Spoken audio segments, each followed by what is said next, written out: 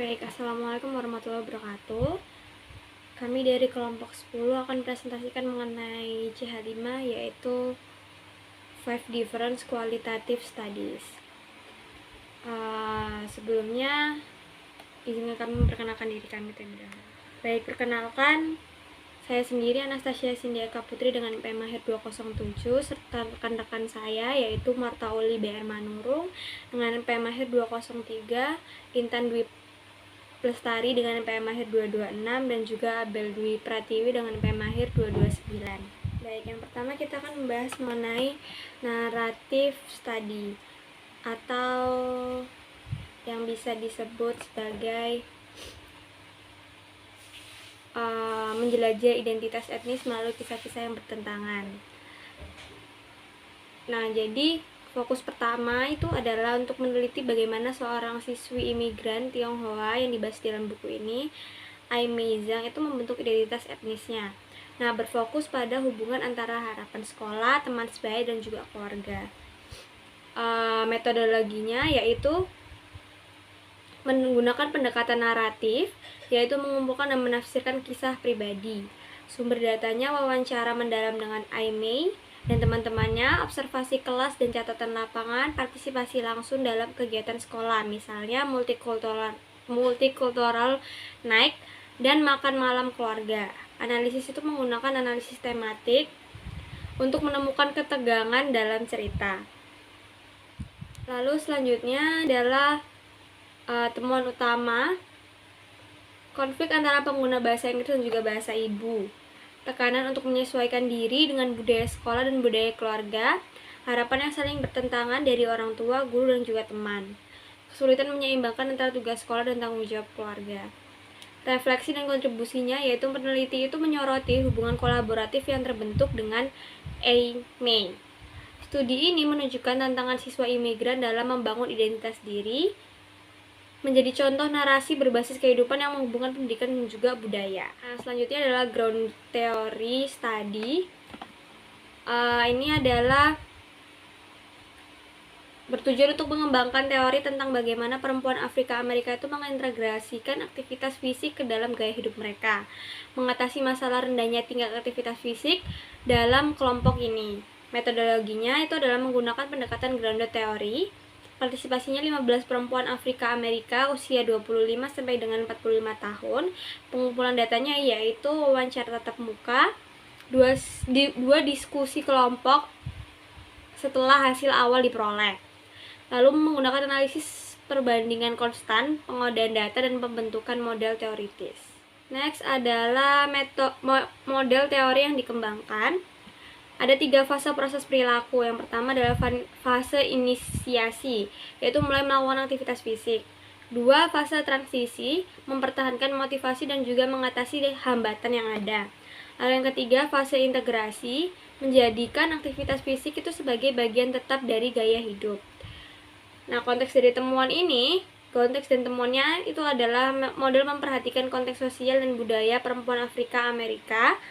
2. Mengidentifikasi strategi perencanaan aktivitas fisik seperti frekuensi dan juga durasi latihannya. Lalu yang ketiga, memberikan implikasi praktis bagi desain program kesehatan dan aktivitas fisik. Akan menjelaskan secara umum mengenai isi penelitian fenomenologis yang dilakukan oleh Anderson dan Spencer pada tahun 2002. Penelitian ini bertujuan untuk mengeksplorasi bagaimana pasien AIDS mengalami penyakit mereka dan bagaimana mereka membentuk gambaran mental tentang penyakit tersebut. Jadi fokusnya bukan hanya pada kondisi medis, tetapi pada bagaimana para pasien mengalami dan memaknai pengalaman mereka hidup dengan AIDS. Penelitian ini menggunakan Self-Regulation Model of Illness Representation sebagai panduan teori. Dalam model ini, pasien dipandang sebagai pemecah masalah yang aktif, bukan berarti individu yang pasif menerima pasiennya. Artinya, cara berpikir dan respon emosional pasien akan mempengaruhi bagaimana mereka berperilaku dan memahami penyakitnya. Jadi setiap persepsi pasien baik tentang penyebab, dampak maupun tingkat kendali terhadap penyakit akan membentuk strategi mereka dalam bertahan hidup. Nah, penelitian ini melibatkan 58 pasien AIDS, laki-laki dan perempuan yang diwawancarai selama 18 bulan, di 3 fasilitas perawatan. Selama wawancara, para peserta diminta untuk menceritakan bagaimana pengalaman mereka dan sebagian juga menggambarkan citra mental terhadap tentang AIDS yang mereka bayangkan. Dari situ, peneliti akan berusaha untuk menangkap bagaimana para pasien memandang penyakit ini dari sisi psikologis dan emosional, bukan hanya dari sudut pandang medis. Nah, dalam analisisnya, peneliti menggunakan metode Kalauzi pada tahun 1978 yang dimodifikasi oleh Mustakas pada tahun 1994. Langkah-langkah meliputi membaca transkrip wawancara secara menyeluruh, kemudian mengidentifikasi penyataan yang penting, lalu mengelompokkan maknanya menjadi tema-tema utama. Nah, kemudian hasil proses itu digunakan untuk menyusun deskripsi menyeluruh mengenai pengalaman pasien, dan hasil tersebut divalidasi kembali ke partisipan agar sesuai dengan pengalaman nyata mereka dan intinya sesuai seperti itu. Dari analisis tersebut, maka muncul 11 tema utama yang mencerminkan perjuangan emosional dan strategi coping pasien. Seperti dreadedly bodily destruction atau ketakutan terhadap kehancuran tubuh, dan devouring life yang menggambarkan perasaan bahwa penyakit ini perlahan-lahan akan menggerogoti kehidupan mereka. Tema-tema ini menunjukkan bagaimana sih pasien berjuang menghadapi rasa takut, kehilangan, dan mencari cara untuk tetap bertahan dan menemukan makna hidup. Kemudian penelitian ini juga menekankan pentingnya bracketing, yaitu upaya peneliti untuk menahan pengalaman pribadi agar tidak mempengaruhi interpretasi hasil penelitian yang mereka teliti. Hal ini penting karena salah satu penelitinya adalah tenaga kerja kesehatan yang sudah terbiasa menangani pasien HIV atau AIDS. Nah, sebagai kesimpulan, penelitian ini tuh menggambarkan esensi pengalaman hidup pasien AIDS, termasuk bagaimana mereka menghadapi penyakit, mengembangkan coping mechanism, dan menemukan arti baru dalam hidup mereka. Temuan ini juga memiliki implikasi penting bagi bidang perawatan dan penelitian ke depan, terutama dalam hal bagaimana tenaga medis dapat menjadi perspektif pasien dan memberi dukungan yang lebih empatik kepada pasien. Dengan lebih rinci mengenai penelitian oleh Anderson dan Spencer pada tahun 2002 yang berjudul Cognitive Representation of AIDS. Penelitian ini berangkat dari pemikiran bahwa seorang memandang penyakitnya akan sangat mempengaruhi cara mereka bertindak, mematuhi pengobatan, dan bertahan hidup dengan kondisi kronis seperti AIDS. Jadi peneliti ingin memahami bagaimana para pasien membayangkan dan menggambarkan penyakit ini secara mental. Karena dari situlah kita akan menjelaskan perilaku dan emosi mereka. Tujuan utama dari penelitian ini adalah untuk mengeksplorasi pengalaman hidup serta representasi kognitif atau citra mental pasien terhadap penyakit AIDS dengan menggunakan pendekatan fenomenologis. Pendekatan ini dipilih karena berusaha menemukan makna dari pengalaman nyata manusia, bukan sekedar mengukur atau menguji sesuatu. Secara teoritis, penelitian ini didasarkan pada Self-Regulation Model of Illness Representation yang dikembangkan oleh Leventhal dan rekan-rekan. Model ini menjelaskan bahwa pasien bukan hanya penerima pasif, tetapi pemecah masalah aktif. Mereka menggunakan pemikiran dan perasaan mereka untuk memahami penyakit, menentukan cara coping mechanism, atau mengatur diri sendiri. Dengan kata lain, pikiran dan emosi pasien sangat berperan dalam membentuk perilaku dan cara mereka untuk menghadapi penyakit yang mereka derita. Jadi penelitian ini menggunakan pendekatan fenomenologi dengan metode Kalauzi pada tahun 1978 dan dimodifikasi oleh Mustakas pada tahun 1994. Selama proses penelitian, peneliti menerapkan bracketing, yaitu upaya untuk menunda pandangan pribadi atau bias agar hasil yang muncul benar-benar berasal dari pengamatan partisipan. Sampel penelitian berjumlah 58 pasien AIDS terdiri dari 41 pria dan 17 wanita dengan latar belakang ras yang beragam dan rata-rata berusia 42 tahun. Penelitian ini berlangsung selama 18 bulan di 3 fasilitas HIV AIDS yang berbeda. Data dikumpulkan melalui wawancara mendalam dengan pertanyaan seperti apa pengalaman Anda dengan AIDS dan apakah Anda memiliki gambaran mental tentang HIV AIDS. 8 orang peserta juga diminta untuk menggambar citra penyakit yang mereka bayangkan dan hasilnya dijadikan bagian dari analisis data. Untuk analisis data, peneliti mengikuti tahapan fenomenologi dengan cara membaca transkrip berulang kali, mengidentifikasi pernyataan penting, Untuk menganalisis data, peneliti mengikuti tahapan fenomenologi dengan cara membaca transkrip wawancara berulang kali, mengidentifikasi pernyataan penting, menafsirkan maknanya, lalu mengelompokkan menjadi tema-tema utama. Setelah itu, peneliti menulis deskripsi secara menyeluruh tentang pengalaman pasien dan melakukan validasi hasil kepada partisipan untuk memastikan interpretasinya sesuai dengan pengalaman mereka atau tidak. Di sini saya akan menjelaskan mengenai hasil penelitian atau result dari studi fenomenologis ini.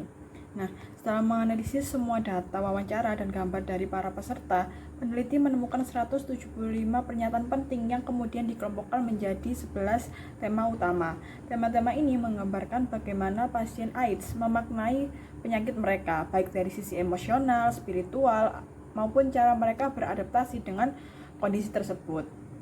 Nah, tema pertama adalah inescapable death, yaitu berarti kematian yang tidak terhindarkan. Banyak pasien menggambarkan AIDS sebagai suatu yang pasti akan membawa mereka pada kematian. Mereka merasa tidak ada jalan keluar dan memandang penyakit ini sebagai akhir dari kehidupan. Tema kedua adalah dreaded bodily destruction, yaitu ketakutan akan kerusakan tubuh. Pasien di sini takut melihat perubahan fisik seperti penurunan berat badan, luka, atau kondisi tubuh yang memperburuk. Bagi mereka, perubahan fisik ini menjadi simbol bahwa penyakit sedang mengambil alih hidup mereka. Tema ketiga yaitu devouring life, yang menggambarkan perasaan kehilangan kehidupan normal dan identitas diri. Jadi pasien akan merasa bahwa penyakit ini akan memakan waktu, energi, atau makna hidup mereka sedikit demi sedikit, sampai akhirnya mereka sulit mengenali diri mereka seperti dulu lagi. Tema keempat yaitu hoping for the right track, yang menunjukkan optimisme terhadap adanya obat yang benar-benar efektif. Walaupun mereka sadar penyakit ini belum bisa disembuhkan sepenuhnya, mereka tetap memiliki harapan besar akan adanya pengobatan baru yang dapat memperpanjang kehidupan mereka.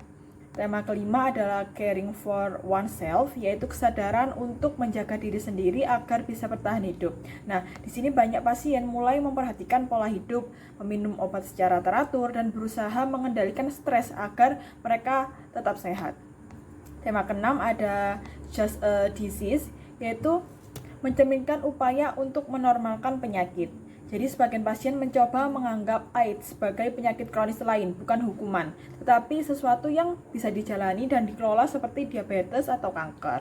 Kemudian tema ketujuh ada holding for wildcat, yaitu menggambarkan kewaspadaan dan perjuangan keras melawan penyakit tersebut. Jadi bagi mereka, AIDS ibarat seperti memegang hewan liar, tidak bisa dilepaskan, tapi harus dikendalikan dengan hati-hati setiap harinya. Tema ke-8 adalah magic of not thinking, yaitu usaha untuk menghindari pikiran negatif dengan tidak terlalu memikirkan penyakit. Dengan cara ini, pasien merasa lebih tenang secara emosional dan bisa menjalani hari-hari mereka tanpa tenggelam dalam rasa takut. Tema ke-9 adalah accepting AIDS, yaitu penerimaan terhadap kenyataan. Jadi mereka yang mencapai tahap ini sudah tidak lagi menyangkal penyakit yang mereka derita, tapi mulai mencari cara untuk berdamai dan hidup dengan kondisi tersebut. Tema ke-10 ada turning to a higher power, yaitu bersandar pada Tuhan atau kekuatan spiritual. Jadi banyak pasien akan menemukan ketenangan dan kekuatan melalui doa, ibadah, dan keyakinan bahwa hidup mereka masih memiliki makna di mata Tuhan. Yang terakhir yaitu tema ke-11 adalah recoping with time, yaitu proses penyesuaian diri seiring berjalannya waktu. Pasien yang awalnya merasa hancur, perlahan mulai belajar untuk menerima keadaan mereka dan menemukan kedamaian dan kembali menjalani hidup dengan cara yang lebih baik. Secara umum mengenai isi penelitian fenomenologis yang dilakukan oleh Anderson dan Spencer pada tahun 2002. Penelitian ini bertujuan untuk mengeksplorasi bagaimana pasien AIDS mengalami penyakit mereka dan bagaimana mereka membentuk gambaran mental tentang penyakit tersebut. Jadi fokusnya bukan hanya pada kondisi medis, tetapi pada bagaimana para pasien mengalami dan memaknai pengalaman mereka hidup dengan AIDS. Penelitian ini menggunakan self-regulation model of illness representation sebagai panduan teori. Dalam model ini, pasien dipandang sebagai pemecah masalah yang aktif, bukan berarti individu yang pasif menerima pasiennya. Artinya, cara berpikir dan respon emosional pasien akan mempengaruhi bagaimana mereka berperilaku dan memahami penyakitnya. Jadi setiap persepsi pasien baik tentang penyebab, dampak maupun tingkat kendali terhadap penyakit akan membentuk strategi mereka dalam bertahan hidup. Nah, penelitian ini tuh melibatkan 58 pasien AIDS, laki-laki dan perempuan yang diwawancarai selama 18 bulan, di 3 fasilitas perawatan. Selama wawancara, para peserta diminta untuk menceritakan bagaimana pengalaman mereka dan sebagian juga menggambarkan citra mental terhadap tentang AIDS yang mereka bayangkan. Dari situ, peneliti akan berusaha untuk menangkap bagaimana para pasien memandang penyakit ini dari sisi psikologis dan emosional, bukan hanya dari sudut pandang medis. Nah, dalam analisisnya, peneliti menggunakan metode Kalauzi pada tahun 1978 yang dimodifikasi oleh Mustakas pada tahun 1994. Langkah-langkah meliputi membaca transkrip wawancara secara menyeluruh, kemudian mengidentifikasi pernyataan yang penting, lalu mengelompokkan maknanya menjadi tema-tema utama. Nah, kemudian hasil proses itu digunakan untuk menyusun deskripsi menyeluruh mengenai pengalaman pasien, dan hasil tersebut divalidasi kembali ke partisipan agar sesuai dengan pengalaman nyata mereka dan intinya sesuai seperti itu. Dari analisis tersebut, maka muncul 11 tema utama yang mencerminkan perjuangan emosional dan strategi coping pasien. Seperti dreadedly bodily destruction atau ketakutan terhadap kehancuran tubuh, dan devouring life yang menggambarkan perasaan bahwa penyakit ini perlahan-lahan akan menggerogoti kehidupan mereka. Tema-tema ini menunjukkan bagaimana pasien berjuang menghadapi rasa takut, kehilangan, dan mencari cara untuk tetap bertahan dan menemukan makna hidup. Kemudian penelitian ini juga menekankan pentingnya bracketing, yaitu upaya peneliti untuk menahan pengalaman pribadi agar tidak mempengaruhi interpretasi hasil penelitian yang mereka teliti. Hal ini penting karena salah satu penelitinya adalah tenaga kerja kesehatan yang sudah terbiasa menangani pasien HIV atau AIDS. Nah, sebagai kesimpulan, penelitian ini tuh menggambarkan esensi pengalaman hidup pasien AIDS, termasuk bagaimana mereka menghadapi penyakit, mengembangkan coping mechanism, dan menemukan arti baru dalam hidup mereka. Temuan ini juga memiliki implikasi penting bagi bidang perawatan dan penelitian ke depan, terutama dalam hal bagaimana tenaga medis dapat menjadi perspektif pasien dan memberi dukungan yang lebih empati kepada pasien. Baik, di sini saya akan menjelaskan tentang studi etnografis. Nah, studi etnografis ini menggambarkan nilai-nilai inti gerakan Strike It atau SXE yang muncul di pantai timur Amerika Serikat dari subkultur punk pada awal 1980-an. Nah, gerakan ini tuh muncul sebagai respon terhadap kecenderungan nihilistik subkultur punk berupa penyalahgunaan narkoba dan alkohol serta seks bebas. Nah, para SXER ini mengadopsi ideologi hidup bersih dengan berpantang alkohol, tembakau, narkoba, dan seks bebas seumur hidup. Nah, terutama melibatkan pria kulit putih kelas menengah berusia 15 hingga 25 tahun. Gerakan ini telah dikaitkan erat dengan kancah musik bergenre punk. Dan para Stackneck Edgar itu membuat tanda X besar di masing-masing tangan sebelum mereka itu memasuki konser punk. Sebagai studi yang mengkonseptualisasi ulang perlawanan terhadap oposisi, etnografis ini tuh mengkaji bagaimana anggota kelompok subkultur itu mengekspresikan oposisi secara individual sebagai reaksi terhadap subkultur lain, alih-alih melawan budaya dewasa yang ambigu. Nah, penulis ini menggunakan metode pengumpulan data etnografis, terutama berpartisipasi dalam gerakan tersebut itu selama 14 tahun, dan menghadiri lebih dari 250 petunjuk musik, mewawancarai 28 pria dan wanita, serta mengumpulkan dokumen dari berbagai sumber seperti berita surat kabar, lirik lagu, laman World Wide Web, dan majalah SXEE. Dari sumber data ini, penulis itu pertama-tama memberikan deskripsi terperinci tentang subkultur tersebut, misalnya slogan kaos, oblong, lirik lagu, dan menggunakan simbol X tersebut. Nah, deskripsi tersebut juga menyampaikan perpaduan yang menarik antara perspektif konvertif dari fundamentalisme agama dan pengaruh progresif dalam mengekspresikan nilai-nilai pribadi. Nah, dalam hasil penelitian itu akan ditemukan 5 tema utama. Yang pertama itu hidup secara bersih dan positif. Kedua itu menyiapkan aktivitas seksual untuk hubungan yang penuh kasih dan kepercayaan. Ketiga itu mendorong pengembangan diri. Keempat itu menyebarkan nilai-nilai mereka kepada orang lain. Kelima itu terlibat dalam gerakan sosial progresif, hak hewan dan lingkungan. Nah, etnografi Hein Flair dengan apik menggambarkan elemen inti studi etnografis dan aspek-aspek etnografis kritis. Yang pertama itu etnografi ini untuk merupakan studi tentang kelompok yang berbagai budaya dan nilai-nilai inti serta keyakinan para anggotanya. Kedua, penulis pertama-tama itu mendeskripsikan kelompok tersebut itu berdasarkan gagasan para anggotanya. Kemudian mengumumkan 5 tema tentang pribadi kelompok dan diakhiri dengan abstraksi yang luas di luar tema-tema tersebut untuk menunjukkan bagaimana sih subkultur tersebut bekerja. Lalu yang ketiga, sesuai dengan etnografi kritis, penulis itu menggunakan teori perlawanan terhadap oposisi oleh kelompok pemuda kontrak budaya untuk menjelaskan bagaimana kelompok tersebut itu bekerja. Yang keempat, penulis ini mengoposisikan dirinya dengan menggambarkan keterlibatannya dalam subkultur dan diperannya sebagai pengamat partisipan kelompok tersebut selama bertahun-tahun. Lalu yang terakhir, dari data EMIC ini, data catatan lapangan penelitian yaitu data etik, sebuah interpretasi budaya terbentuk tentang bagaimana sih kelompok tersebut itu bekerja. Nah, selanjutnya di sini saya akan membahas tentang studi kasus. Nah, studi kasus kualitatif ini itu menggambarkan reaksi kampus terhadap insiden penembakan di mana seorang mahasiswa itu mencoba menembakkan senjata api ke teman-teman sekelasnya. Studi kasus ini dimulai dengan deskripsi rinci tentang insiden penembakan tersebut, terus mencatat 2 minggu pertama peristiwa setelah insiden tersebut dan memberikan detail tentang kota, kampus, dan gedung tempat insiden tersebut itu terjadi. Nah, data dikumpulkan ini melalui berbagai sumber informasi seperti wawancara, observasi, dokumen, dan materi audio, visual, dan data tersebut itu disajikan dalam tabel yang merangkum bentuk-bentuk data.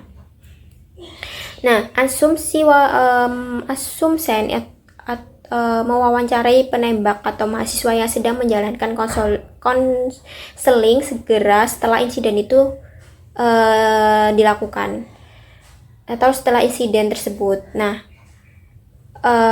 dan petisi dari penelitian kepada Dewan Peninjau Institusional itu untuk penelitian subjek manusia telah menjamin pembatasan. Dari analisis data muncul tema-tema penyangkalan, ketakutan, keamanan, penarikan kembali, dan perencanaan kampus. Nah, menjelang akhir artikel ini tuh menggabungkan tema-tema yang lebih sempit menjadi 2 perspektif menyeluruh, yaitu respon organisasional dan respon sosial psikologis, dan mengaitkannya dengan literatur sehingga memberikan lapisan analisis dalam studi yang memunculkan interpretasi yang lebih luas tentang makna kasus tersebut dan menyarankan agar kampus itu merencanakan respon mereka terhadap kekerasan di kampus. Lalu mengajukan pertanyaan-pertanyaan kunci untuk dibahas dalam penyusunan rencana.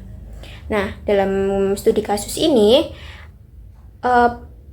di dalam peneliti itu mencoba mengikuti struktur studi kasus Lincoln dan Guba 1985. Masalah, konteks, isu, dan pelajaran yang dipetik. Nah, sekaligus menambahkan perspektif pribadi dengan menyajikan informasi tentang luasnya pengumpulan data dan pertanyaan-pertanyaan yang perlu dijawab dalam merencanakan respon kampus terhadap suatu insiden. Nah, epilog di akhir studi secara refleks memasukkan pengalaman pribadi ke dalam diskusi tanpa mengganggu alur studi. Dengan tema terakhir tentang perlunya kampus merancang rencana untuk menanggapi insiden lain, itu mengungkapkan implikasi praktis dan bermanfaat dari studi bagi personel di kampus. Kasus yang saya jelaskan tadi, ada karakteristik case study kasus yang ditunjukkan. Yang pertama, fokus pada satu sistem terbatas, kampus dan kejadian tertentu. Kedua, menggunakan berbagai sumber data. Ketiga, menyajikan pemahaman mendalam terhadap konteks. Dan yang terakhir itu mengkaitkan hasil dengan literatur untuk memperluas interpretasi. Selanjutnya di sini kita membahas mengenai perbedaan antar pendekatan kualitatif. Nah, setiap pendekatan kualitatif itu memiliki tujuan, fokus utama, sumber data, dan bentuk hasil yang berbeda-beda, meskipun semuanya berupaya memahami makna dari pengalaman manusia secara mendalam. Nah, di sini kita akan membahas berbagai pendekatannya lagi. Yang pertama itu ada narrative research atau penelitian naratif, di mana hal ini berfokus kepada kehidupan dan pengalaman individu. Nah, pendekatan ini berpusat pada cerita pribadi seseorang dengan tujuan memahami bagaimana individu memaknai peristiwa-peristiwa dalam hidupnya. Nah, data ini diperoleh melalui wawancara, catatan pribadi, dokumen, ataupun observasi. Nah, kemudian hal ini nantinya disusun menjadi kisah yang bersifat kronologis atau tematik. Nah, ciri-ciri dari pendekatan ini melibatkan satu atau sedikit partisipan, kemudian hasil akhir berupa kisah hidup atau biografi, dan peneliti dapat berkolaborasi dengan partisipan dalam membangun narasi. Nah, yang kedua itu ada phenomenological research atau penelitian fenomenologi. Nah, pendekatan ini berfokus pada pengalaman hidup bersama dari beberapa individu. Nah, tujuannya itu untuk menemukan makna esensial dari pengalaman yang dialami secara bersama oleh sekelompok orang. Nah, peneliti ini akan melakukan wawancara mendalam serta refleksi, lalu mengidentifikasi tema-tema utama yang menggambarkan inti dari pengalaman tersebut. Nah, ciri khas dari pendekatan ini sendiri seperti menggunakan bracketing untuk menahan asumsi pribadi peneliti.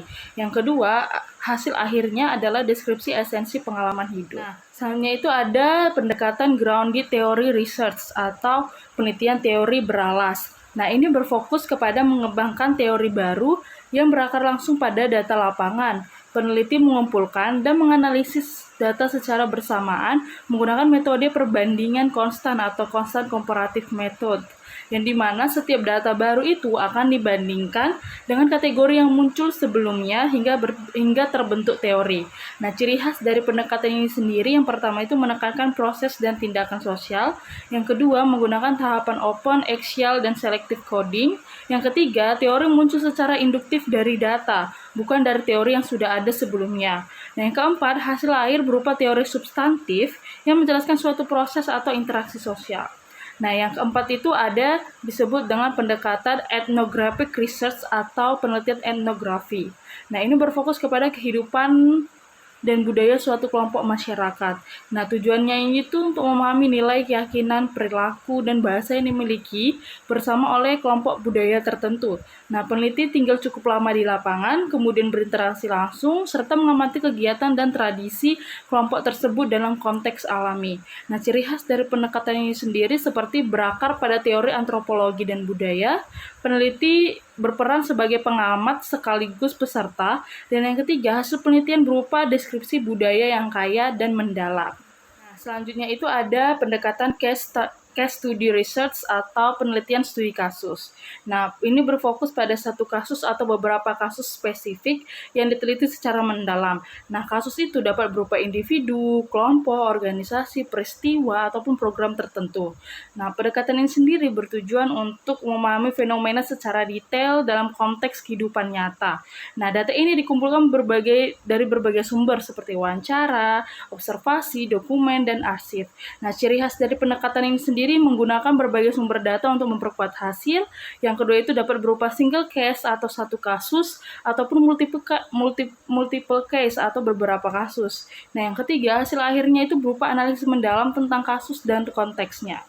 Nah, kelima pendekatan kualitatif yang sudah saya jelaskan tadi itu berbeda dalam tujuan dan hasil akhirnya. Ya, saya simpulkan naratif itu seperti menekankan pada kisah hidup individu, fenomenologi itu mencari makna esensial dari pengalaman, grounded teori itu seperti mencari teori baru yang berakar dari sebuah data.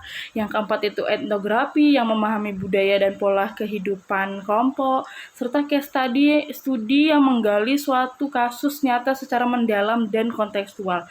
Nah, pemilihan pendekatan ini tergantung pada tujuan penelitian Anda, pertanyaan riset Anda, serta konteks fenomena yang tertarik bagi Anda atau yang ingin Anda teliti.